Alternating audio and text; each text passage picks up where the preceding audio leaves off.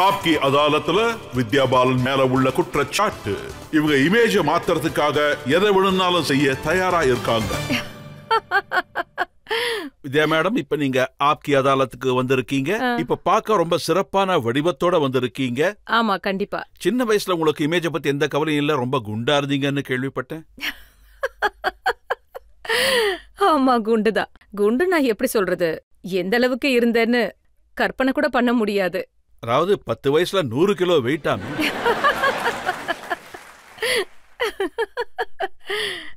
அந்த கடவுளுக்கு தான் நன்றி சொல்லணும். நான் 100 கிலோ வரைக்கும் போகல. ஆனா இன்னும் கொஞ்சம் வருஷம் அப்படியே விட்டுருந்தா 100 கிலோ வரைக்கும் வந்திருப்பேன். எனக்கு சாப்பிடுறதுனா ரொம்ப பிடிக்கும்.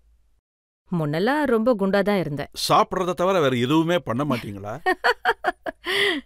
எங்க அம்மா அப்பப்போ என்ன வாலிபால்க்கு அனுப்புவாங்க, த்ரோ பால் விளையாட, அப்புறம் பேஸ்கெட் பால்க்கும் அனுப்புவாங்க. இப்படியாவது போய் விளையாடுனா ஒருவேளை என்னோட வெயிட் ஏதாவது குறையுங்கிறதுக்காக. ஆனா அங்க போய் அவங்க கிட்ட என்ன சொல்லுவேன் தெரியுமா? ஆக்சுவலி எனக்கு அப்பெண்டிக்ஸ் ஆபரேஷன் நடக்க போகுது, என்னால விளையாட முடியாதுன்னு சொல்லிடுவேன். அவ்வளோ லேசியா இருந்தேன்னா. ஆனா அவ்வளவு குண்டா இருந்த போதும் நீங்க ஒரு பிலிம் ஸ்டார் ஆகணும் தான் ஆசைப்பட்டிருக்கீங்க. அது உண்மைதானே? இப்ப சொல்ல போறத நம்ப மாட்டீங்க. அவ்வளோ குண்டா இருக்கும்போது என் மனசுக்குள்ள நான் மாதுரி தீக்ஷித்னு நினைச்சுக்கிட்டு இருப்பேன். வழக்கமா சின்ன வயசுல நாம இந்த மாதிரி கற்பனைகளோட தானே இருப்போம். நம்ம சைல்ட்ஹுட் அப்படித்தானே இருக்கோம். அப்புறம் எப்படி நீங்க படத்துக்குள்ள வந்தீங்க? ரொம்ப நீண்ட பயணம்னு சொல்லணும். ஆக்சுவலி காலேஜ்ல நான் படிக்கும்போது ஆட் ஃபிலிம்ஸ் நிறைய பண்ணியிருக்கேன். 100கணக்கான ஆட் ஃபிலிம்ஸ் பண்ணியிருக்கேன். அதுக்கப்புறம் மியூசிக் வீடியோஸ். அந்த டைம்ல சவுத்ல நிறைய ஆஃபர்ஸ் வந்தது. ஆனா எதுவும் ஒர்க் அவுட் ஆகல. ஃபைனலி பர்னிதால ஒரு ஜாயின் விஷயத்தை பண்ணேன். மறைச்சிட்டீங்க, அதை நான் உங்களுக்கு ஞாபகப்படுத்துறேன். சவுத்துல 10 படங்களை உங்களை சைன் பண்ணாங்க, அதுல இருந்து உங்களை எடுத்துட்டாங்க. இல்ல, அப்படி கூட சொல்லலாம். ஏன்னா என்னோட முதல் படம் அங்க ஒரு மிகப்பெரிய மலையாள படமா இருந்தது, மோகன்லால் சார் கூட. அப்போ நான் ரொம்ப எக்ஸைட்டடா இருந்தேன். படத்துக்கு நடுவுல மோகன்லால் சார் டைரக்டருக்கு நடுவுல ஏதோ ப்ராப்ளம் வந்தது. படம் அப்படியே டிராப் ஆயிடுச்சு. அண்ட் முயற்சி பண்ணிக்கிட்டே இருந்தாங்க. ஒருவேளை அவங்க 2 பேருக்கு நடுவுல ப்ராப்ளம் சால்வ் ஆகி படத்தை மறுபடியும் ஸ்டார்ட் பண்ணலாமான்னு. இதுக்கு நடுவுல அங்க நிறைய மலையாள டைரக்டர்ஸ் மலையாள படத்துக்காக என்ன புக் பண்ணிட்டாங்க. அதுக்கப்புறம் இந்த படம் எடுக்க போறது இல்லைன்னு தெரிஞ்சதும் அவங்கெல்லாம் என்ன ஒரு ஜிங்ஸ்ன்னு நினைச்சிட்டாங்க. வித்யா பாலன் ஏதோ பேயோட நிழல்னு நினைச்சிட்டாங்களா? நான் மஞ்சுளிகா ரோல் அப்போதுல இருந்தே பண்ணிட்டு இருக்கேன். இல்ல, I don't know what it was. அவங்க ஏன் அப்படி நினைச்சாங்கன்னு தெரியல. என்ன ஜிங்ஸ்டா நினைச்சு என்கிட்ட சொல்லாமலேயே அவங்க எல்லா ப்ராஜெக்ட்ஸ்ல இருந்தும் என்ன விலக்கிட்டாங்க. அப்புறம் I was left with nothing. இப்ப இன்னொரு வினோதமான விஷயம் என்னன்னா, சவுத் இந்தியன் படங்கள்ல உங்களை ஜிங்ஸா நினைச்சாங்க. ஆனா நீங்க நடிச்ச முதல் ஹிந்தி படமே சூப்பர் ஹிட் ஆயிடுச்சு. ஆமா, அத என் நல்ல நேரம் தான் சொல்லணும். ஒரு நேரத்துல என்ன ஹிந்தி இண்டஸ்ட்ரியில எல்லாரும் ஷீஸ் அ லக்கி மாஸ்கெட்னு சொல்றாங்க. ஸோ ஐ ஜஸ்ட் திங்க் இதுவும் நல்ல நேரம் தான் நினைச்சேன். தேங்க் காட் அதெல்லாம் சேஞ்ச் ஆயிடுச்சு. ஆனா பரிணீதாலா நீங்க நடிச்சதுக்கு அப்புறம் உங்களுக்குன்னு ஒரு இமேஜ் உருவாயிடுச்சு. ஒரு பெங்காலி, ஒரு நேர்மையான பொண்ணு மாதிரி.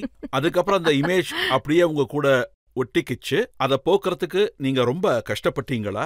ஐ திங்க் ஐம் ரியலி ஹாப்பி. அது என் ஃபிலிம் கரியரோட ஆரம்பத்திலேயே பரிணீதா மாதிரியான நல்ல படம் கிடைச்சது. வழக்கமா என்ன நடக்கும்னா ஒரு 10-15 படத்துக்கு அப்புறம் தான் பரிணீதா மாதிரியான நல்ல படம் கிடைக்கும். அது வரைக்கும் ஒரு ஸ்ட்ராங்கான இமேஜ் நமக்கு கிடைச்சிருக்காது. ஆனா நான் சீன் பண்ணும்போதே எனக்கு ஒரு ஸ்ட்ராங்கான கேரக்டர் இமேஜ் கிடைச்சது. சில நேரங்கள்ல நிறைய பேர் சொல்லுவாங்க, நான் யூனோ வித்யா பாலன் மாதிரி இல்லாம உங்களை ஏதாவது பண்ண வைக்கணும்னு சொல்லுவாங்க. ஆனா இது வரைக்கும் அது எனக்கு புரியவே இல்லை. வித்யா பாலன் மாதிரி பண்ண வைக்க நினைக்கிறாங்க, ஆனா அவங்கள மாதிரி வேணான்னு சொல்றாங்க. But I am quite happy because இது வரைக்கும் எனக்கு கிடைச்ச ரோல்ஸ் எல்லாமே அதுல எனக்கு நிறைய விஷயங்களை கத்துக்கவும் முடிஞ்சது, தெரிஞ்சுக்கவும் முடிஞ்சது. எனக்கு இன்னொருத்தர் இந்த விஷயத்தையும் சொன்னாங்க. நீங்க அந்த ரோலை மாத்துறதுக்கு எவ்வளவோ முயற்சி பண்ணிருக்கீங்க. அப்புறம் பேப்பர்ல இத போட்டிருந்தாங்க, ஒரு பார்ட்டியில வித்யா பாலன் அவங்க நிறைய குடிச்சிட்டு ஒரு சேர் மேல ஏறி டான்ஸ் பண்ணாங்கன்னு.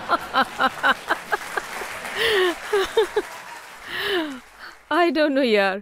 எனக்கு தெரியல இந்த இதுல மாதிரி என்ன விஷயங்கள் எங்க போட்டிருக்குன்னா, இருந்து. குடிப்பழக்கமே இல்லாத ஒருத்தர் ஏதாவது ஒரு பார்ட்டியில குடிச்சிட்டாங்கன்னா அவங்க நிலைமை எப்படி இருக்குன்னு ஓ எல்லாருக்கும் மை தெரியும். காட். ஒரு பார்ட்டியில வித்யா பாலன் விஷயத்துல அப்படித்தான் நடந்துச்சு. வித்யா குடிச்சதுக்கு அப்புறம் சேர் மேல நின்னு டான்ஸ் ஆடினாங்க. நான் இது வரைக்கும் சேர் மேல டான்ஸ் ஆடுறதுக்குன்னு அது மேல ஏறினது கிடையாது. ஃபிலிம்ஸ்லயும் கிடையாது. அதனால இது எப்போ எங்க எப்படி நடந்ததுன்னு ஞாபகம் இல்ல. ஆனா உங்க இஷ்கியா படத்துல நீங்க நல்லா குடிச்சிட்டு டான்ஸ் எல்லாம் ஆடி இருக்கீங்க. ஆமா, நான் குடிக்கல, ஆனா ஆக்ட் பண்ணேன். ஆமா, ஆக்டிங் பண்ணேன். நான் அப்பவே சொன்ன மாதிரி நான் இதை எப்படி பண்ண போறேன்னு பயந்து போயிருந்தேன். ஏன்னா ஆ, முழு போதையில டைட் ஆகி ஆடுறதுன்னா எப்படி இருக்கும்னு எனக்கு தெரியாது. ஆனா ஐ திங்க் எப்படியோ பண்ணியாச்சு. பாட்டு அவ்வளவு உற்சாகமா இருந்தது. அதனால நானும் சாங்கோட சேர்ந்து சிங்க் ஆகி அப்படியே பண்ணிட்டேன். அப்புறம் இன்னொரு பேப்பர்ல எழுதியிருந்தாங்க, இஷ்கியால ம். வித்யா பாலன் காதலின் தலைவி. நீங்க அர்ஷத் வார்சிக்கும் நசருதீன் ஷாவுக்கும் காதலிக்கிறது எப்படின்னு சொல்லி கொடுத்திருக்கீங்க. ஆமா, என் கேரக்டர் அவங்களுக்கு எப்படி லவ் பண்றதுன்னு சொல்லி கொடுத்துருக்கு. பேசிக்கலி அவங்க 2 பேரையும் அ, என் காதல் வலையில சிக்க வைக்கணுங்கிறது தான். ஏன்னா அவளுக்கு அதை தவிர வேற எந்த ஆப்ஷனும் இல்ல. ஆனா அவ அதை எதையும் பண்ண தயாரா இல்ல. அவங்க இவளோட காதல்ல விழுந்து எதையும் பண்ண தயாரா இருந்திருக்காங்க.